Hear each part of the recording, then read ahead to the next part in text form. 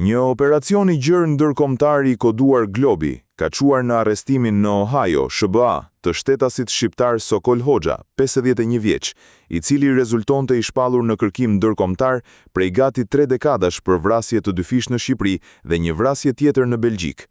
Ky aksion u finalizua në bashkëpunim mes Shërbimit të Sigurisë Diplomatike të Ambasadës Amerikane në Tiranë, Departamentit të Policisë Kriminale, Interpol Tiranës, Interpol Washingtonit, Interpol Manchesterit, Interpol Brukselit, si dhe marshalëve amerikanë. Sipas të dhënave zyrtare, 51 vjeçari nga Fieri është dënuar nga gjykata e Fierit në vitin 2000 me 25 vite burgim, pasi më 30 mars 1997 në Patos, në bashkëpunim me shtetasin DS, vrau me armë zjarri vëllezrit HB dhe IB për motive të dobta. Po ashtu në vitin 2010, ai u dënua me burgim të përjetshëm nga gjykata e Brukselit për vrasjen me armë zjarri të një shtetaseje shqiptare më 29 gusht 1997, të cilën më parë e kishte shfrytëzuar për prostitucion. Aktualisht policia e shtetit po bashkëpunon me agjencitë ligjzbatuese amerikane me qëllim ekstradimin e Hoxhës drejt Shqipërisë, ku do të përballet me vuajtjen e dënimit.